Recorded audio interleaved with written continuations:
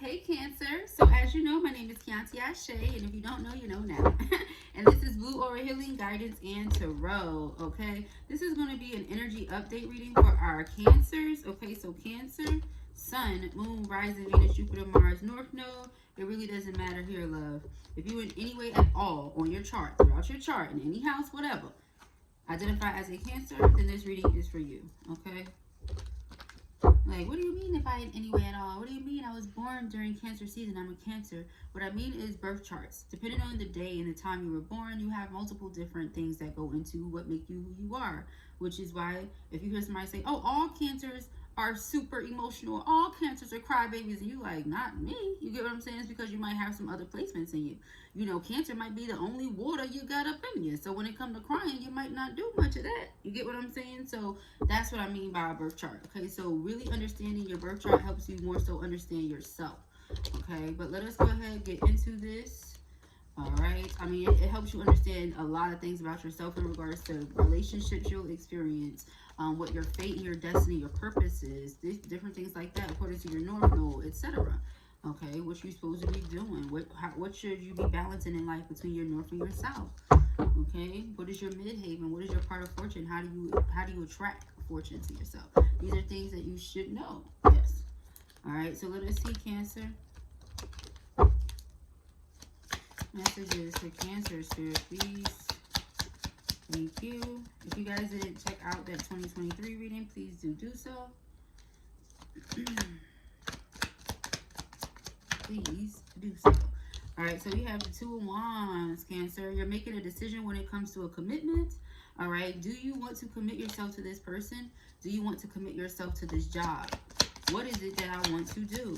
I feel like you're leaning more towards one thing than the other. But the issue here is you don't know if you can trust someone. Because with the Queen of Cups in the challenge position, the Queen of Cups is the psychic in the tarot deck. You're not sure that you can trust your intuition. You're not sure that you can trust your psychic abilities. Maybe you're a reader yourself. I do read for a lot of readers.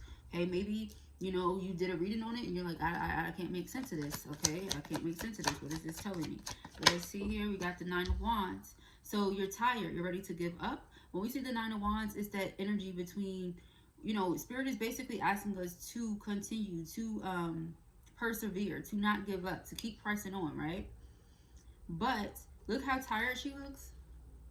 And look how she's really just like, I don't know. This Five of Swords keeps sticking his head out. So I'm just getting, you're not sure if somebody's intentions are pure or genuine. So you don't know, because of everything that you've been through, if you could even allow this person to get close to you.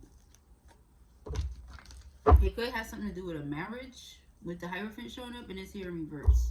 So some of you may be thinking like you're tired of being in this situation with the person, but you're also thinking about the child or children. Okay, so let us see. Not for everybody. Take your message, leave what is not for you. Okay, somebody is going through it and they need a message, whether it's you or not, honey.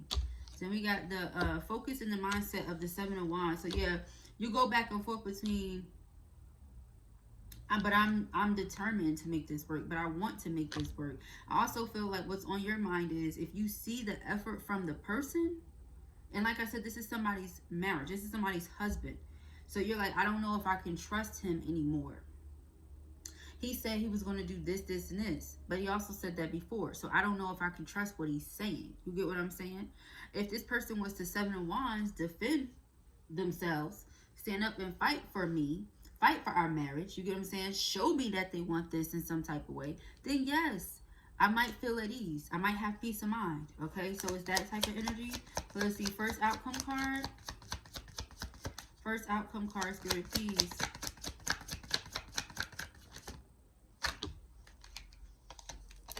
First outcome card, Four of Wands. So there is stability. Like I said, Spirit is asking for you to keep pressing on. Do not give up. Justice, karmic justice here over that Four of Wands. Okay, so I feel like all the energy, the effort, and everything that you put in, yes, it was a lot, because when we see the Nine of Wands, that's the energy of somebody who is just damn, they're like tired. That's like the wounded warrior. You know, like I've been in, what do they call it? Love and War by Tamar. You get what I'm saying? Love and War. I've been at this for a minute. You know, now it's like, do I love you? Do I give this cup to you? Do I not? Can I trust you? I'm trying to figure out, this is where I want to be. Is it even worth it? I'm holding on for the sake of the kids, but is it even worth it? Because one of the things with breaking generational curses that we're here to do is not stay with motherfuckers for the kids. You get what I'm saying? Like, our grandmothers did that. They stayed with people for the kids. And then granddad was cheating and her ass was cheating. So it's like, who wants to live in adultery? You know, for all that, might as well not even fucking be together. So I feel like that's what we're here to do, you know, to realize like all the work that you're putting in though, Spirit wants you to know it is paying off. The person is getting it. They are maturing. They are wising up. Whatever, you know, you need to know about that. They are.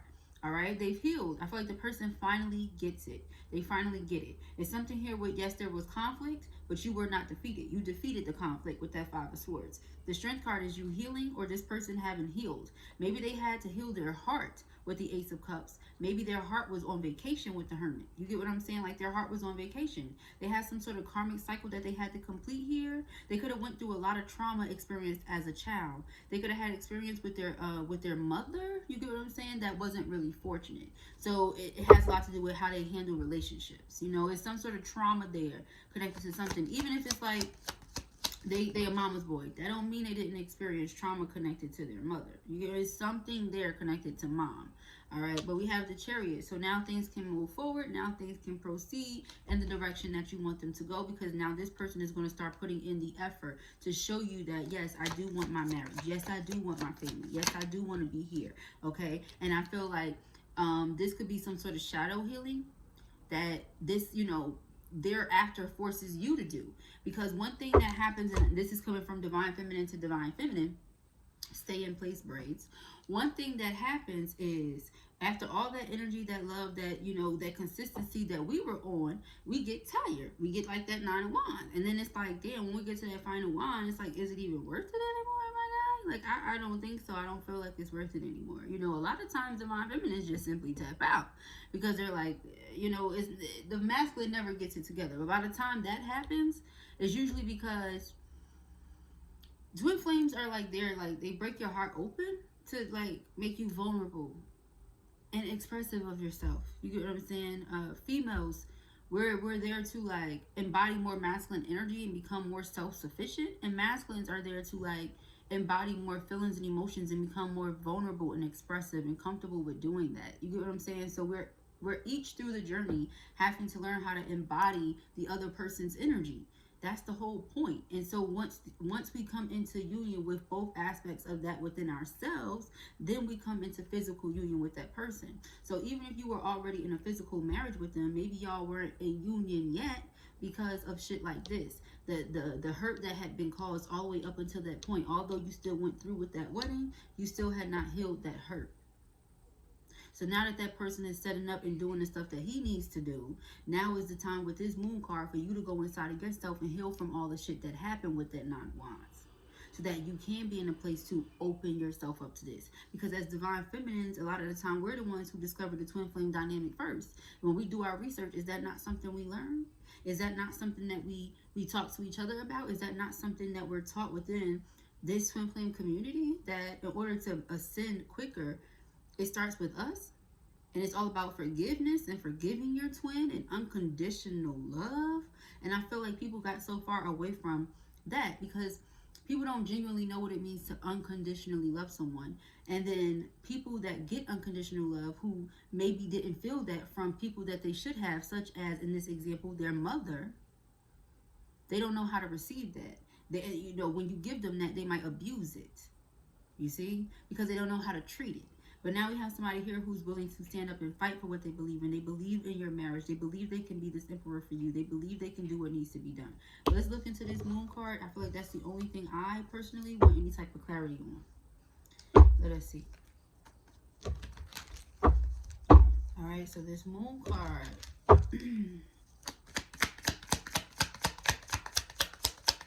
Moon card. Oh. Yeah. All right, so you will be successful. You will be successful. All right. It's a matter of healing all of that. I feel like there could have been infidelities, you know, whatever kind, whatever scale that you need to, you know, heal from. So let us see.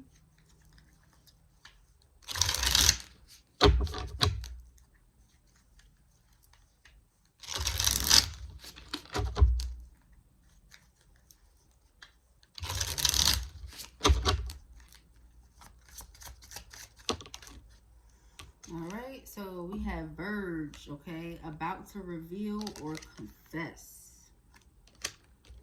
Okay? Soul, moving, physical, and location change. So yes, I feel like somebody is finally sold on something. Also feel like somebody,